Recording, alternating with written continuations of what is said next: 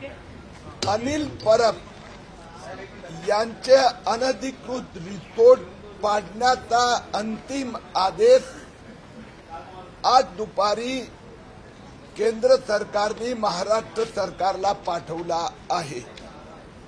दापोलीला जे मुरुड समुद्र किनाऱ्यावर अनिल परब यांच्या साई रिसोर्ट एनेक्स आणि सी कॉन्ज रिसोर्ट हे दोन्ही अनधिकृत आहे, त्यांना पाडण्याचं काम ताबडतोब सुरू करावं असा प्रकारचा आदेश महाराष्ट्राच्या पर्यावरण मंत्रालयात आलेला आहे। उद्या रत्नागिरी जिल्हाधिकाऱ्यांना महाराष्ट्र सरकार हा आदेश पाठवणार आणि रिसोर्ट पाडण्याची प्रक्रिया सुरू करण्याचे निर्देश दिले जाणार। आता मी माननीय मुख्यमंत्री एकनाथराव शिंदे आणि उपमुख्यमंत्री देवेंद्र फडणवीस दोघांची भेट घेतली। हा रिसोर्ट पाडण्याचं काम एका बाजूला सुरू करावं आणि त्याचबरोबर मंत्री महोदयांनी पदाचा दुरुपयोग करून सीआरझेड कायद्याचा उल्लंघन केल्याबरोबर त्यांच्यावर फौजदारी खटला दाखल करावा अशी ही मागणी केली आहे। हा रिसोर्ट त्यांनी बांधला, त्यामुळे पर्यावरणाचं जे नुकसान झालं आहे त्याबद्दल 60 लाखहून अधिक रुपयाची फायनान्शियल पेनल्टी पण लावण्यात आली आहे या दोन्ही रिसोर्टवर। आणि हे बांधल्यामुळे जे पर्यावरणाचं नुकसान झालं त्याचबरोबर तोडण्याचा खर्च पण त्यांच्याकडून वसूल करावा। या दोन्ही रिसोर्टसाठी एकंदर व्याजासह 4 ते 4.5 कोटी रुपये या दोन्ही रिसोर्टचे मालक अनिल परबला भरावे लागणार।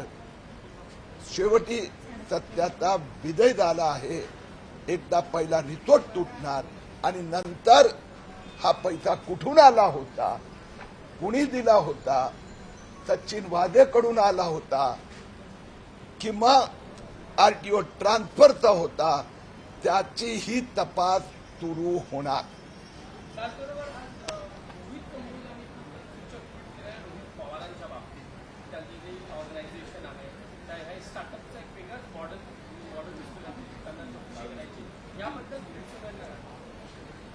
मोहित कंबदला यासंबंधी विचारलं तर अधिक योग्य होणार।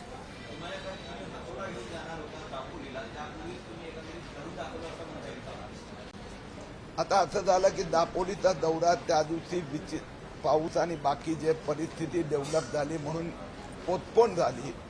मी ज्या कामाला हातात घेतलं होतं आणि जनतेने पाठिंबा दिला होता त्याचा अंतिम आदेश आज आला।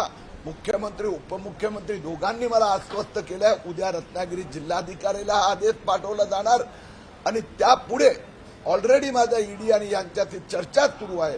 हा पैसा आला कुठून याची चौकशी झाली पाहिजे, ती पण होणार। फौजदारी प्रक्रिया संबंधात या दोघां नेत्यांना मी सांगितलेलं आहे पहिले रिसोर्ट तुटू द्या आणि त्यानंतर फौजदारी खटला संबंधी ही पाठपुरावा होणार। मैं हिंदी में बोल देता हूँ। अनिल परब इनके रिसोर्ट को, जो गैर कानूनी रिसोर्ट उन्होंने दापोली में बनाया था, उसको तोड़ने का अंतिम आदेश भारत सरकार ने आज महाराष्ट्र के पर्यावरण मंत्रालय को भेजा है। महाराष्ट्र के पर्यावरण सचिव से मेरी बात हुई है, उन्होंने एक अर्जेंट मीटिंग बुलाई है। कल रत्नागिरी जिलाधिकारी को यह आदेश भेजा जाएगा। रिसोर्ट तोड़ने के लिए कोई प्रोफेशनल एजेंसी नियुक्त की जाएगी। ये रिसोर्ट के कारण पर्यावरण का जो नुकसान हुआ और रिसोर्ट तोड़ने का खर्च लगभग 4-4.5 करोड़ की पेनल्टी भी अनिल परब को देनी होगी। आज मेरी मुख्यमंत्री एकनाथराव शिंदे और देवेंद्र फडणवीस से अभी विस्तृत चर्चा हुई है। ये रिसोर्ट का पैसा कहां से आया था, ये आरटीओ ट्रांसफर का था या सचिन वाझे पुलिस बदली का था, इसकी जांच ऑलरेडी शुरू हो चुकी है। तो इसके बारे में भी जांच हो। ईडी से ऑलरेडी मेरी चर्चा हुई है और ईडी भी इस विषय में आगे जांच करेगी।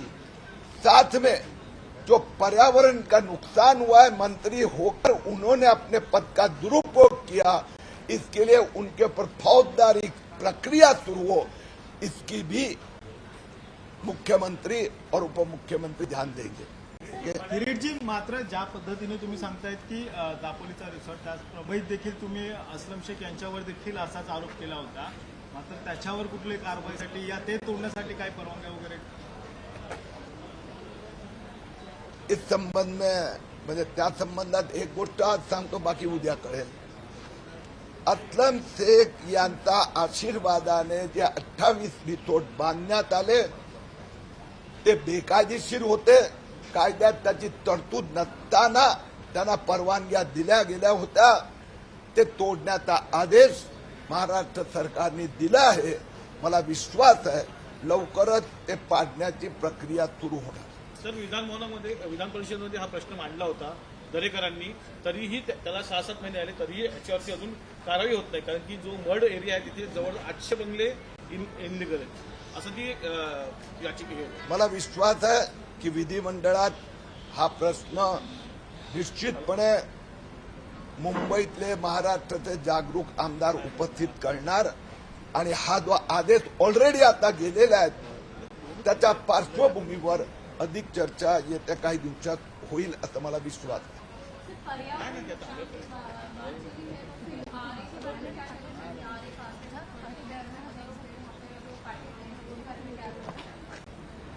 हजार में से एक पेड़ का भी प्रूफ वो सोकोल्ड पर्यावरणवादी आज तक दे नहीं पाए हैं. वो जो सोकोल्ड पर्यावरणवादी है उन्होंने तो रॉयल पाम की 4,800 करोड़ में जगा लो इस प्रकार का आग्रह किया था. सुप्रीम कोर्ट में भी वो गए ना. तो झूठ कितना बोलना.